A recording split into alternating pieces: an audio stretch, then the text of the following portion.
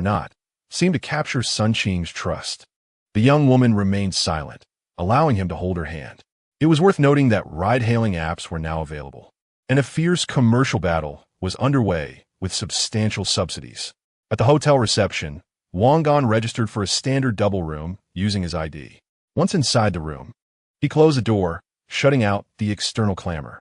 Under the dim light, Sun Qing appeared increasingly anxious and unsettled, her hands nervously twisting the hem of her clothes. Wang Gan, captivated by her youthful and alluring demeanor, chose not to utter any more trivialities. He stepped closer and gently lifted her chin. This section is omitted for brevity. Chapter 22. A Heart of Iron. The following morning, the sky outside was just beginning to lighten. Wang Gan, having toiled through the night, was up early, for his mind was burdened with thoughts. 1,000,000 yuan. Few could sleep soundly with such weight on their hearts. He turned his head slightly and cast a glance at Sun Qing, who was still peacefully asleep beside him. The girl's face bore a hint of fatigue tinged with satisfaction, her long eyelashes fluttering softly and a faint smile lingering at the corners of her mouth. This silly girl. It was true that young girls exuded a certain charm, so innocent and easily deceived. Reflecting on what Wang Gan had offered yesterday, it was hardly a significant expense, and the money wasn't even spent on her. It was merely an atmosphere of affluence he had created. He calmly admired her for a few seconds before quietly rising from the bed. Upon entering the bathroom, he swiftly completed his morning routine. After emerging, he dressed himself and tidied up all his belongings. As he picked up Sun Qing's handbag, intending to leave some money on the bedside, he noticed a business card of hers tucked away in the bag's compartment and abandoned the thought. To give her money? Wouldn't that turn into a transaction? Not giving her money. That would be all about feelings. Thus, Wang Gan, clutching the handbag filled with cash, quietly exited the room. Throughout the process, his movements were gentle, ensuring he did not wake the girl on the bed. Stepping outside the hotel, the cool morning air invigorated him. He hailed a taxi, heading straight for the school. Unfortunately, he encountered the morning rush hour, making the taxi ride hardly faster. Nevertheless, Wang Gan was in good spirits, observing the crowd of workers crammed into buses and feeling a sense of superiority. Reborn, at last, he had risen above, no longer sharing the struggles of the masses. Had it not been for his rebirth, he likely would never have turned his fortunes around. If he had fortuitously been reborn at the time of the World Cup, he wouldn't have earned his first pot of gold so early, thus achieving financial freedom. After several stops and starts, he arrived at the school just before 8 o'clock. Wang Gan took out a 100 yuan bill from his bag, telling the driver to keep the change. The driver's smile widened. Although the tip was modest, a good omen early in the day promised a smooth journey ahead. Wang Gan chuckled, understanding the driver's joy. He had once been a rideshare driver himself. Occasionally encountering generous customers could truly brighten one's day. However, due to the rental nature of the vehicle, the scant earnings hardly covered his daily expenses, leading Wang Gan to don the mantle of a delivery driver. Stepping out into the refreshing breeze, he felt his hunger awaken.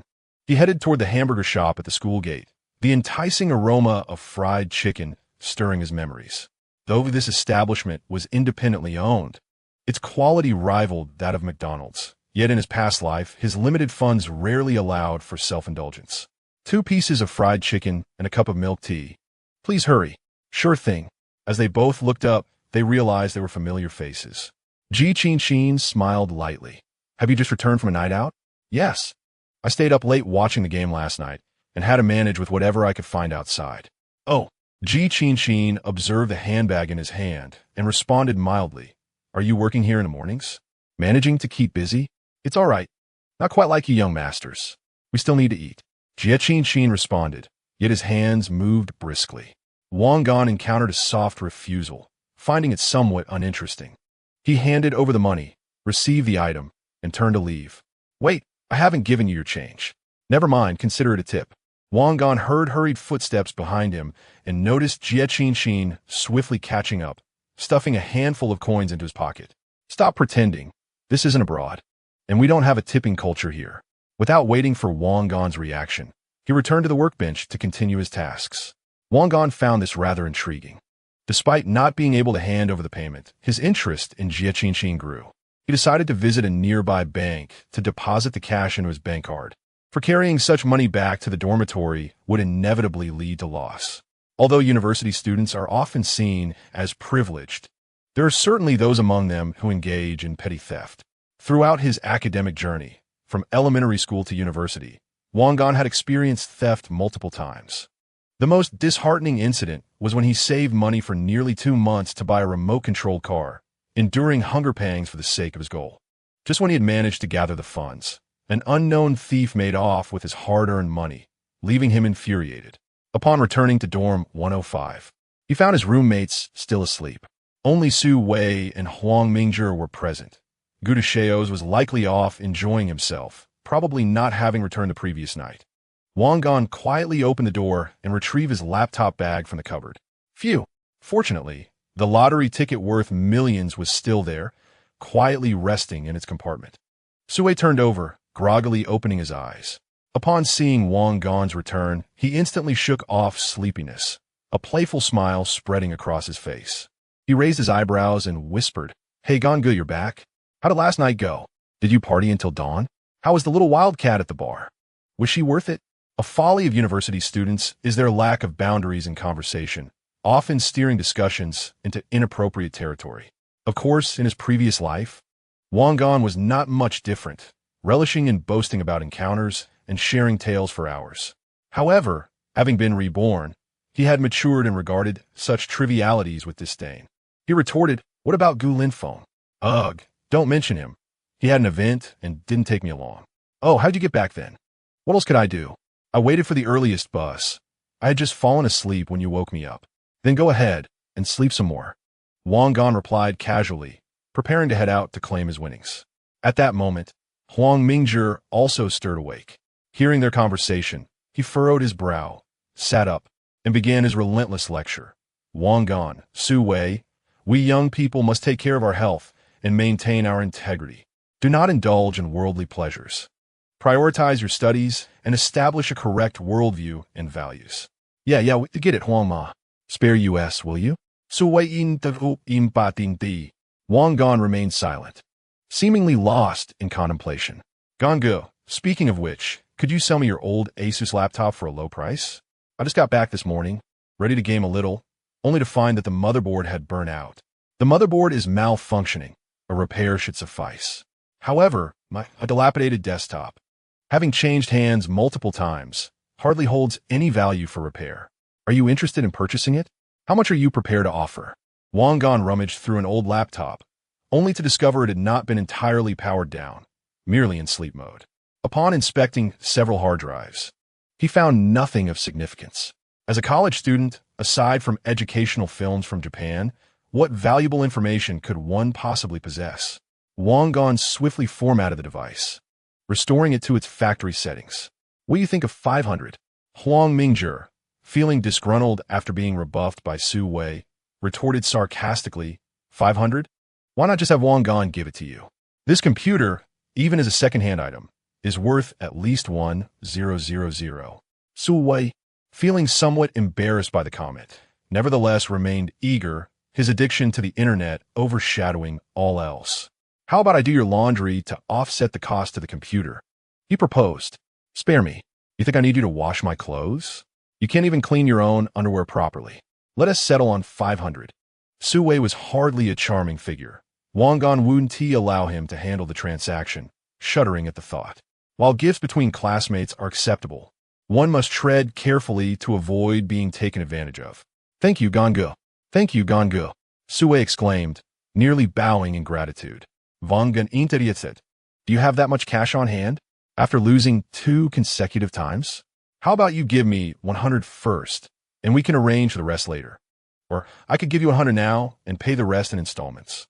Su Wei quickly retrieved a crumpled canvas wallet from beneath his pillow, counting out 100 and change and presenting it to Wang Gan with both hands. "Gangu, here is 100 for you. I promise to pay the remaining 400. Within a month, no, within half a month, I will settle it." This lad still clung to hope for the upcoming World Cup. Wang Gan nodded nonchalantly, pocketing the money. Chapter 23. Claiming the enormous prize driver. to the provincial sports lottery center, please. Wang Gan sat in the back seat of the taxi, observing the rapidly passing scenery. Though internally he was anything but tranquil. The thick stack of lottery tickets in his pocket radiated a palpable heat, causing his heart to race uncontrollably. 10 million. Young man, have you struck it rich? Is this your way to claim your winnings? You're quite lucky. The driver glanced at Wang Gan through the rearview mirror. A hint of envy in his tone. Wang Gan was taken aback. Had his excitement betrayed him? No, I'm just going to find someone at the sports bureau. Haha, had you said the lottery center directly, I would have thought you won. The driver chuckled. I certainly don't have that kind of luck. Wang Gan chose to close his eyes and ignore the driver's curiosity, which soon bored the driver into silence. Before long, the taxi pulled up at the entrance of the Sports Lottery Management Center. The Five Rings building stood impressively, a testament to the contributions of countless lottery players. Wang Gan took a deep breath, adjusted his collar, and pushed open the door to enter. Perhaps due to the recent commencement of the World Cup, there were not many people queuing to claim their prizes, rendering the lottery center's first-floor hall rather desolate. Only a handful of staff members were present, along with lottery players coming to redeem their modest prizes. Wang Gan followed the signs and approached the window marked for large prize redemptions. Behind the counter sat a young woman in her 20s, wearing glasses, who appeared somewhat bored as she played a casual game. Hello, I'm here to claim my prize. Wang Gan called out, startling the girl. What s with the shouting for a mere redemption? She replied with a dismissive glance, adding, this is for large prizes. Anything under 100,000 is handled at the outer window. Wang Gan handed over his identification and a stack of lottery tickets through the window. Initially indifferent, the girl assumed he was yet another careless customer looking to redeem a few hundred or thousand. She glanced at the ID and picked up the top ticket, preparing to scan the barcode out of habit. However, as her eyes scanned the printed details, World Cup match, Netherlands versus Spain, score of 51, and noticed the identical betting details and astonishingly high volume, her pupils dilated in shock. She quickly flipped through the subsequent tickets, realizing they were all identical. Her hands trembled slightly as she lifted her gaze. Disbelief etched on her face as she stared at the young man before her. Did you really buy all these Netherlands 51 tickets? Wang Gan calmly nodded yes. The young woman gasped in astonishment. Being in this line of work, she was well aware of the shocking upset that had occurred just the day before. Netherlands 51. This score was considered one of the greatest upsets in World Cup history, with odds that were staggering. And here was this young man, with an astonishing number of tickets. She instantly recognized the magnitude of this win. Her demeanor shifted to one of utmost seriousness and caution as she swiftly picked up the internal phone. Hello, Director Zhang? This is the redemption office. Yes, we have a large prize, a super prize. You must come down at once. Before long, a middle-aged man, resembling a leader with flecks of gray in his hair, hurried down from upstairs. Upon understanding the situation, Director Zhang's expression mirrored shock. He personally took the lottery tickets and identification to begin the verification process. Given the colossal winnings and the sheer number of duplicate tickets, the verification became exceedingly stringent and complex. They not only needed to meticulously confirm the authenticity of each ticket, but also had to check the betting records in the system to verify the time and location of the bets. They might even need to contact the sales outlets for further verification. Wang Gan was escorted to a VIP reception room to await the outcome. During this time, various staff members, filled with curiosity and astonishment, pretended to pass by or entered to deliver water, stealing glances at this young millionaire. Wang Gan remained composed. He sat quietly on the sofa, sipping the tea offered by the staff, patiently awaiting the results. He understood that these processes were necessary. As long as the tickets were legitimate, the money would surely be his. As time ticked away, approximately an hour later, Director Zhang and the young lady finally entered the reception room, clutching a stack of documents, their faces alight with excitement and respect. Mr. Wang, congratulations. Director Zhang's voice trembled slightly. After thorough verification, we can confirm that all the lottery tickets you possess are indeed genuine. You purchased a total of 50,000 tickets, with an aggregate investment of 100,000 yuan and a single ticket payout of 100 times, culminating in a total prize amount of 10 million yuan. Even though he had anticipated this outcome, the moment the official figure was confirmed and articulated, Wang Gan's heart raced uncontrollably. 10 million. It was truly within his grasp. Thank you, he managed to say, striving to steady his emotions and maintain a calm tone. Mr. Wang, the female staff member interjected, adhering to national regulations. Since the winning amount per ticket exceeds 10,000 yuan, a personal income tax of 20 applies to the portion exceeding that amount. However, since your winnings amount to 200 yuan per ticket, which is below 10,000 yuan, you are not liable for any taxes on this occasion and will receive the full price. Understood. Wang Gan nodded in acknowledgement. Mr. Wang, Director Zhang rubbed his hands together, a formulaic smile gracing his face as he inquired in accordance with protocol, "It is indeed a joyous occasion to win such a substantial prize. Our center is also elated on your behalf. As a customary practice, we would like to ask if you would consider donating a portion of your goodwill to the sports initiatives within our city, either anonymously or publicly. Of course, this is entirely voluntary. Donation?" A barely perceptible frown crossed Wang Gan's brow. Why should he part with the money he had labored so hard to earn? He was no saint. Without hesitation, he shook his head firmly, his tone resolute. "No, thank you. I have other plans for this money and do not intend to donate at this time." Director Zhang's smile faltered for a moment before returning to its previous state as he nodded and remarked, "Mr. Wang may not fully appreciate the significance of donations. Allow me to explain." Wang Gan knew all too well. He waved his hand dismissively. "I want to be donating.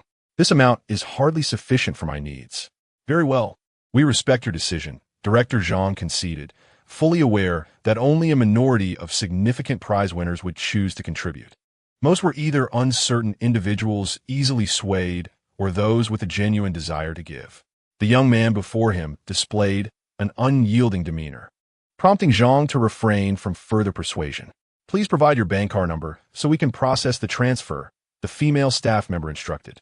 Wang Gan handed over his prepared savings card. The staff meticulously verified the card number and account holder information before initiating the necessary transfer procedures on the computer. "Mr. Wang, due to the substantial amount, the bank will require some time to process this transaction. The prize is expected to be transferred to your account within 1 to 2 business days. Please keep an eye on your account." "All right," Wang Gan replied with a nod. "Additionally, Mr. Wang," Director Zhang added, "we will adhere strictly to confidentiality regarding your winning information. However, our center may release a news article regarding a local grand prize winner. Yet rest assured, your personal information will remain confidential." Wang Gan comprehended this, as long as his identity remained concealed. Once all formalities were completed, Wang Gan carefully stored the relevant prize claim documents and bank card. "Congratulations, Mr. Wang. We warmly welcome you to visit us again." Director Zhang and the staff expressed their heartfelt congratulations to Wang Gan, their eyes brimming with envy. Wang Gan nodded to them and swiftly exited the lottery management center.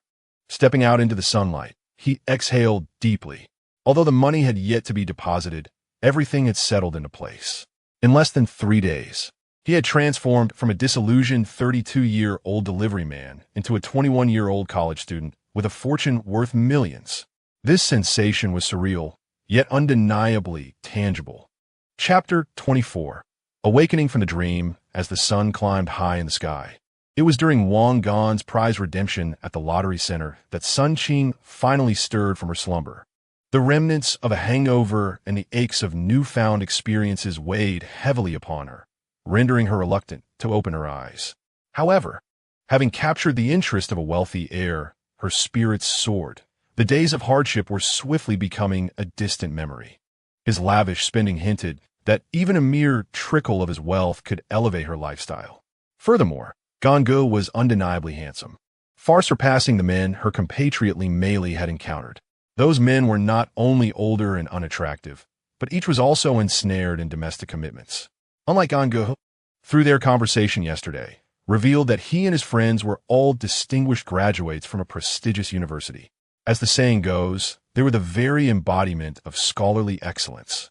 In Sun Qing's village, no university students had emerged in 3 years, let alone from a renowned institution, not even a proper vocational school. Yet now, This affluent and charming paragon was her boyfriend, or at the very least, her prospective partner. She could hardly contain her joy, dreaming of waking up to such splendid fortune. Sun Qing felt extraordinarily fortunate to have encountered her ideal companion on her very first try, unlike Mei Li, who had repeatedly faced unfortunate encounters. It was well known that Mei Li had once been the belle of the village, with suitors flocking to her like moths to a flame. Yet, she was unwilling to remain confined to her small village, regardless of the bride price offered.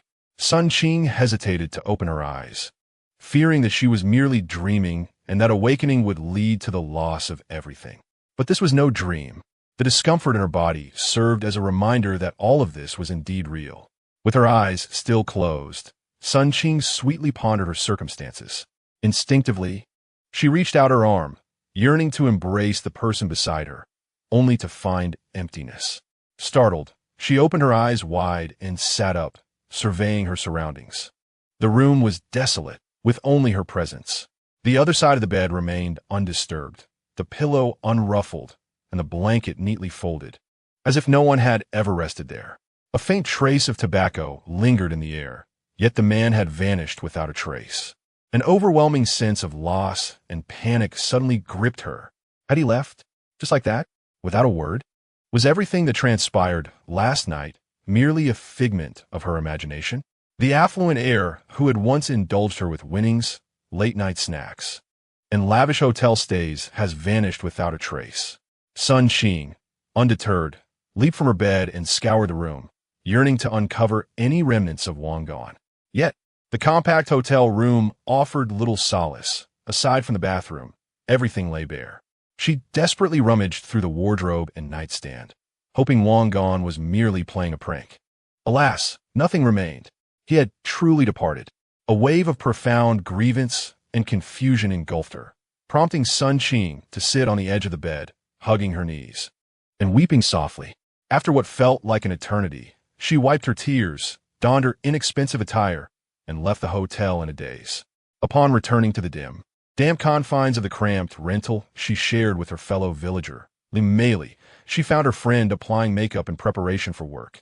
The moment Mei Li noticed her return, she cast aside her brow pencil, her expression rife with unabashed scrutiny. "Oh, Sun Qing, you finally decided to come back? I called you, but you didn't answer, and you even had the audacity to turn off your phone. If something had happened to you, how would I explain it to your mother? Speak up. I can't accommodate you any longer. You need to pack your things and return home today." Sun Qing remained silent, her gaze vacant as she sat in the chair, devoid of her usual spark. "Say something. I heard you went off with those guys last night. What happened?" Sun Qing, head bowed and mood dismal, recounted the events of the previous night in a few terse sentences.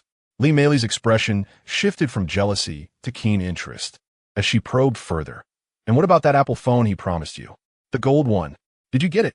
With a voice laced with sorrow, Sun Qing stammered. "No, he said it was too late last night, and the mall was closed. He would buy for me next time." "Next time? When exactly is that?" Mei Li scoffed sharply at this revelation. With her vividly manicured finger, she poked Sun Qing's forehead with exasperation, chastising her. "You foolish girl. I told you long ago. You've been deceived. Used for amusement. Do you understand?" Sun Qing retorted, "But they're college students, and they were generous when it came to paying the bill. There was no hint of stinginess. How many truly wealthy individuals would take you to a budget hotel? They probably just got lucky and won a bit of money. They're merely toying with you, sleeping with you, and then disappearing. And as for buying you a phone next time, who would believe that? Do you really think you matter to them? Wake up. How naive." Mei Li's words pierced Sun Qing's heart like a dagger. Though reluctant to accept it, Wang Gong's abrupt departure that morning seemed to validate Mei Li's assertions. Could it be that he was indeed a fraud, merely toying with her emotions?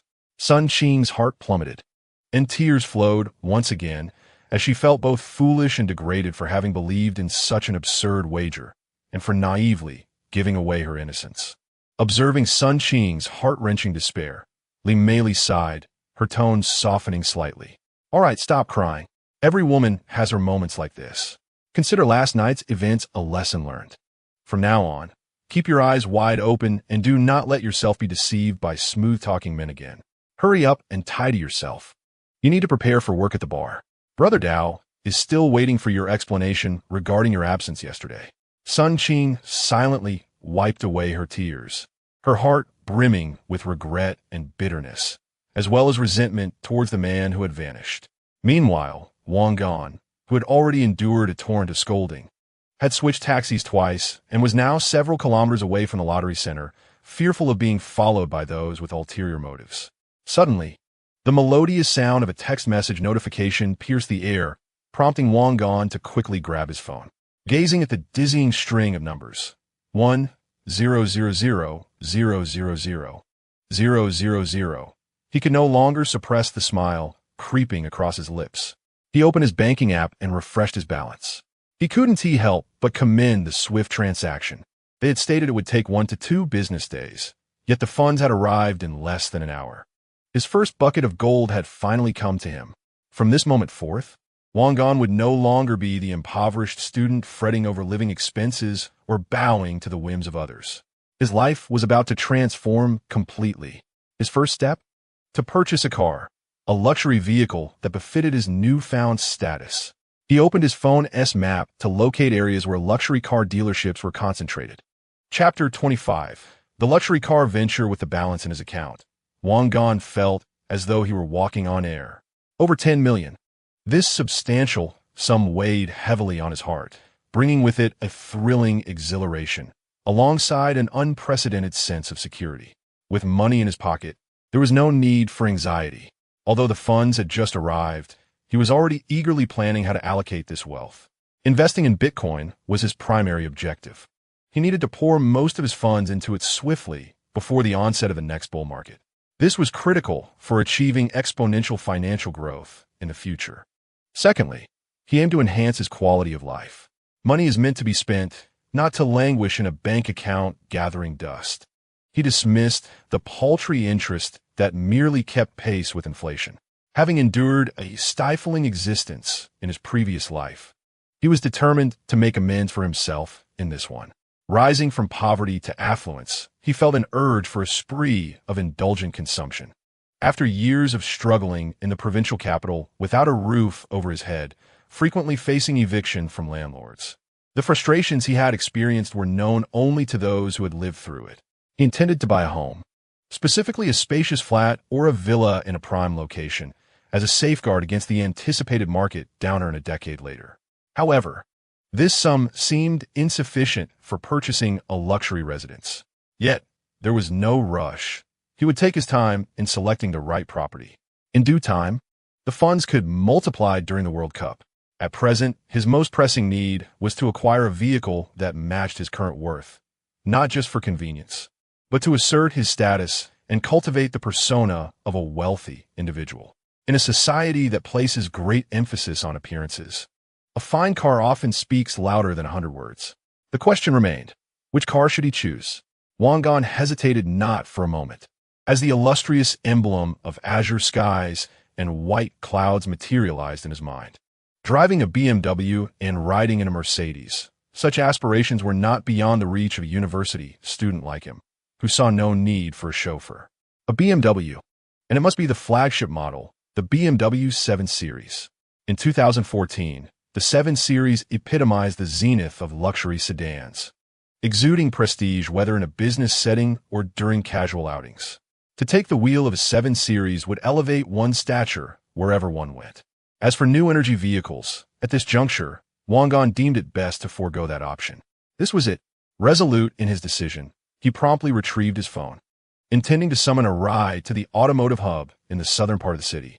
Just then, a business card slipped from his pocket, revealing the name of the girl he had hastily left behind that morning, Sun Qing. In the fervor of the earlier exchange, he had dismissed her entirely. Even if Liu Tianxian had appeared, he would have been unperturbed. Now, with the dust settled, his thoughts began to wander. The allure of a luxurious vehicle complemented by a beautiful companion made the prospect of fetching the car alone seem rather lackluster. How could one not have someone to share such an experience? He recalled the somewhat absurd wager from the previous night and his promise to gift her a phone. Though he could easily renounce that obligation, Wang Gan considered himself not devoid of sentiment. Perhaps it was worth exploring a relationship with this girl. He resolved to assess her character before making any further decisions. If she proved amenable, the affluent Wang Gan would surely